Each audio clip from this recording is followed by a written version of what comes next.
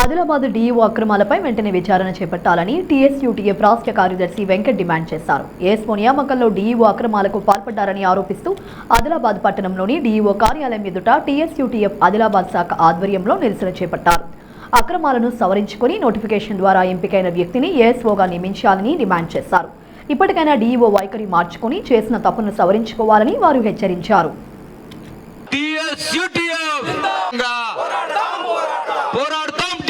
చర్యలు కొనసాగే వరకు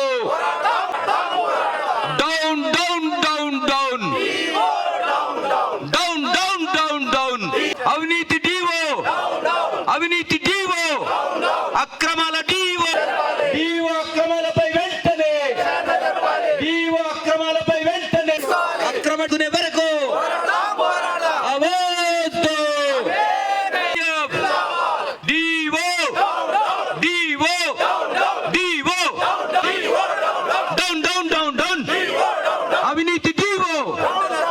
అవినీతి జీవో అక్రమాల జీవో టీఎస్యూటీఎఫ్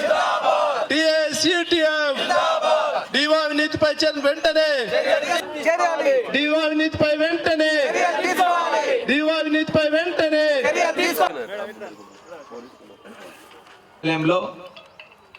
ఏఎస్ఓ నియామకం చేపట్టడానికి కోసం డిఓ గారు నోటిఫికేషన్ ఇచ్చారు.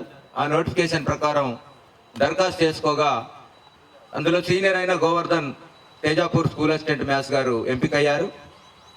ఆయనను విడుదల చేయడం ఇష్టం లేని డిఓ గారు కొంతమంది పెట్టిన ప్రలోభాలకు లొంగి కావచ్చు, అక్రమ పద్ధతిలో మరో నియామకం చేయడం అన్యాయం అని చెప్పి మేము ప్రశ్నిస్తే ఆ అక్రమాన్ని దాచుకోవడానికి కోసం ఇప్పుడు సదరు ఉపాధ్యాయుని రిలీవ్ చేయకుండా హెడ్ మాస్టర్ని ప్రోత్సహిస్తూ ఉన్నారు. ఈ సందర్భంగా డిఓ గారికి మేము ఒకటే విజ్ఞప్తి చేస్తూ ఉన్నాం, ఇప్పటికైనా కాలం మించిపోలేదు. ఏఎస్ఓగా నియామకైన గోవర్ధన్ గారిని విడుదల చేయించి ఈ డిఓ ఆఫీసులో జాయిన్ చేసుకునే బాధ్యత డిఓ గారిది. కాదంటే ఆమె ఇప్పటి వరకు చేస్తున్న అక్రమాలన్నిటిపైన విచారణ జరపాలని ఇప్పటికే డైరెక్టర్ ఆఫ్ స్కూల్ ఎడ్యుకేషన్కు ఫిర్యాదు చేశాం.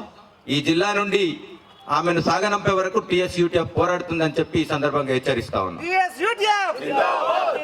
అవినీతి పద్ధతిలో ఏఎస్ఓకు అపాయింట్ చేస్తున్న డిఓ గారు ఎందుకు నిబంధనలకు విరుద్ధంగా వ్యవహరిస్తున్నారు? తను చేసిన తప్పును కప్పిపుచ్చుకోవడానికి మళ్ళీ తప్పులు చేస్తూ ఉన్నారు.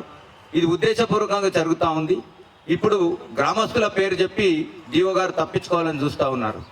ఆ పాఠశాలకు కానీ ఆ గ్రామస్తులకు కానీ అన్యాయం చేసే ఉద్దేశం, ఆ విద్యార్థులకు అన్యాయం చేసే ఉద్దేశం టీఎస్యూటీఎఫ్ ఏనాడు లేదు. ప్రభుత్వ పాఠశాలను కాపాడే టీఎస్యూటీఎఫ్ అందుకు కట్టుబడి ఉంది.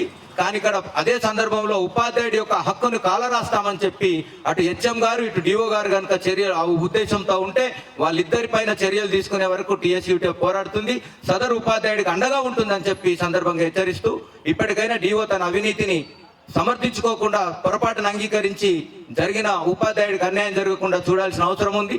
ఇలా అతడు రిలీవ్ అయ్యి వెంటనే ఇక్కడ జాయిన్ కావాలి. ఆ పాఠశాలకు ఎలాంటి అన్యాయం లేదు. అదే సందర్భంగా ఇక్కడ ఈ వేదిక ద్వారా హెడ్ మాస్టర్ గారికి కూడా మీకు విజ్ఞప్తి చేస్తా ఉన్నాం, మీరు ఉద్దేశపూర్వకంగా ఏదైనా భావజాలంతో మీరు పనిచేస్తూ ఉంటే దానికి తగిన మూల్యం చెల్లించుకోవాల్సి వస్తుంది. గ్రామస్తులను తప్పుదో పట్టించి డిప్యుటేషన్ పేరుతో మరి బడి నుంచి పంపొద్దని గ్రామస్తులను ప్రోత్సహిస్తూ ఉన్నారు హెడ్ మాస్టర్ గారు. అది సరైనది కాదు. మీ వైఖరి మార్చుకోండి. ఒక ఉపాధ్యాయుడి హక్కును కాలరాసే అధికారం మీకు లేదు.